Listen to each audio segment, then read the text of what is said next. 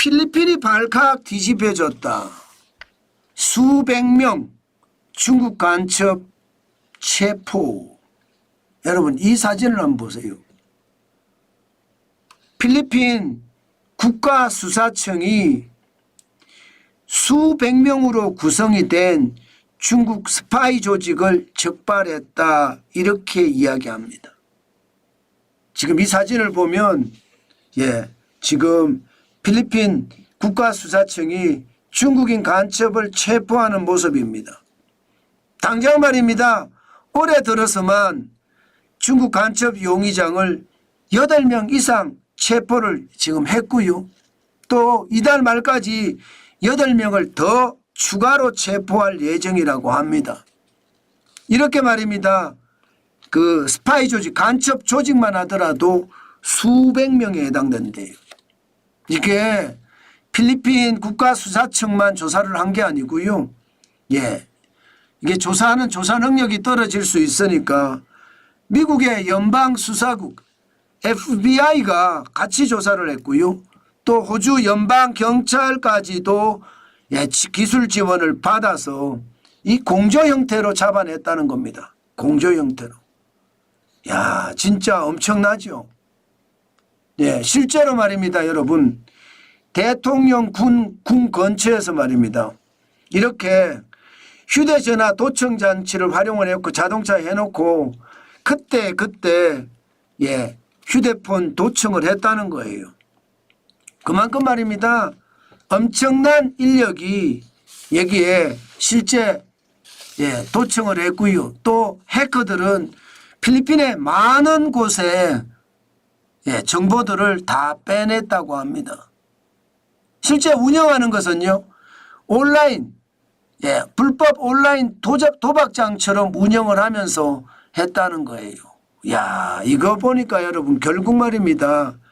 결국 엄청난 일이 벌어졌다는 거예요. 필리핀에서. 실제 필리핀하고 중국하고는요. 남중국해를 두고 계속 지금 마찰을 빚고 있잖아요. 아마 그 바람에 중국이 영유권 분쟁에서 한 발 더 앞서가기 위해서 첩보전을 벌이고 있는 것은 아닌가 지금 그렇게 판단하고 있습니다. 지금 현재까지는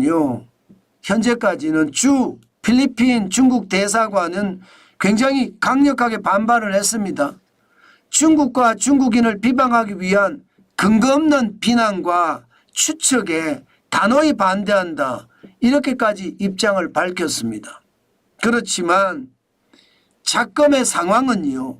결국 남중국해의 영유권을 둘러싸고 계속 물리적 충돌을 하고 있거든요.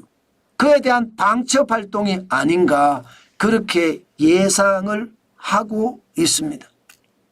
여러분 지금 필리핀에서 그 범죄 조직이 당장 말입니다.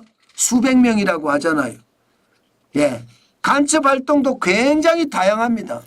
앞서 보여드렸던 것처럼 대통령궁 옆에다가 휴대폰 도청 장치를 설치를 해놓고 계속 도청하는 것도 있었고요. 또 필리핀 군사시설 내에 드론 있잖아요. 드론. 드론을 띄워서 촬영하기도 하고요. 그런 정찰도 하고요.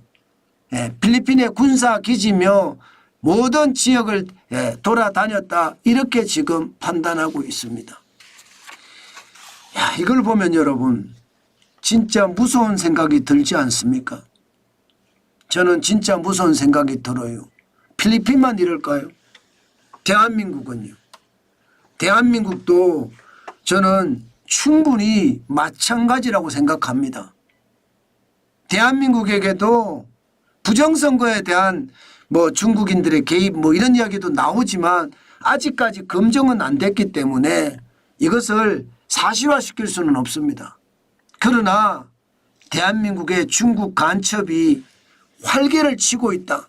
필리핀에서도 이런데 대한민국에서는 더하면 더했지 덜하지는 않을 거다. 그렇게 판단하거든요. 얼마 전에 국정원 옆에서 드론을 띄운 사람도 있었잖아요. 그죠?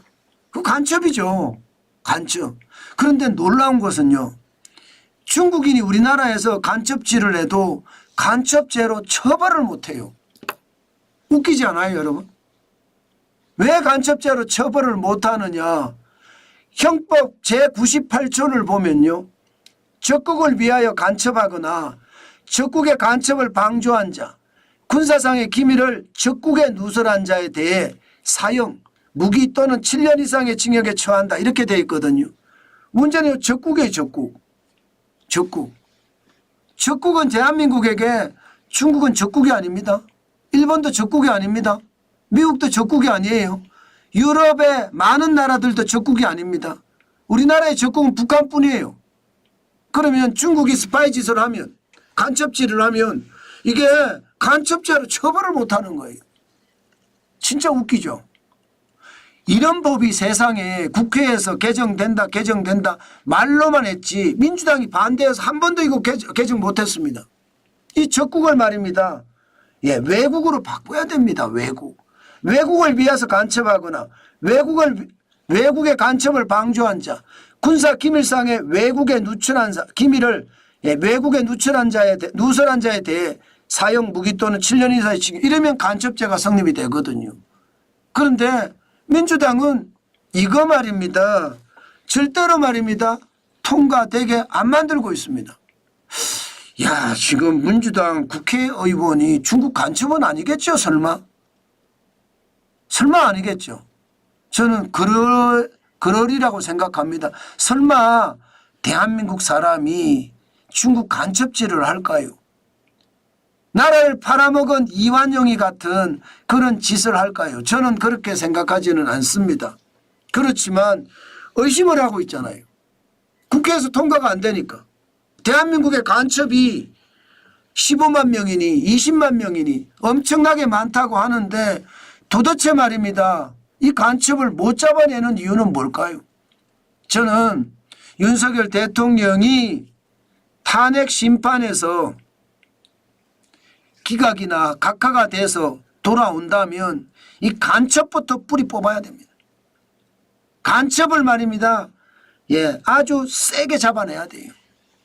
이게 간첩을 안 잡아내면 북한 간첩만 간첩이 아니에요. 중국 간첩도 간첩이고 일본 간첩도 간첩이고요. 미국 간첩도 간첩입니다.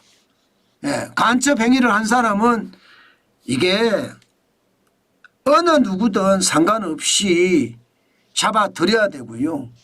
보시는 것처럼 사형, 무기 또는 7년 이하의 이상의 징역을 취하는 거 저는 당연히 해야 된다고 봅니다. 아니 세계적으로도 여러분 우리나라 같은 나라가 없어요. 예, 우리나라는 중국이나 예, 아니면 해외 어느 국가라도 북한 외에는 적국이 아니거든요. 간첩죄로 처벌을 못합니다. 그렇지만 미국은 보세요. 미국은요.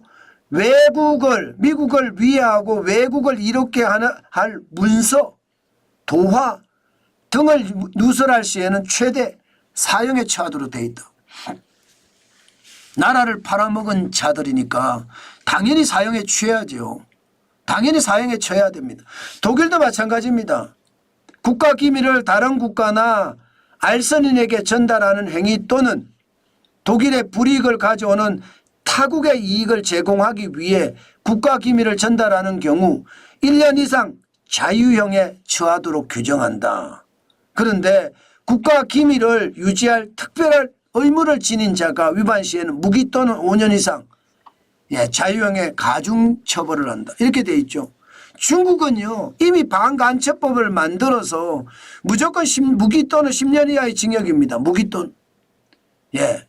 중국은 형법상 간첩죄가 110조에 거론이 되는데 간첩 조직에 가담하거나 그 대리인으로부터 임무를 부여받은 사람을 무기 또는 10년 이상의 징역을 처하도록 규정하고 있습니다. 중국도 타국을 위한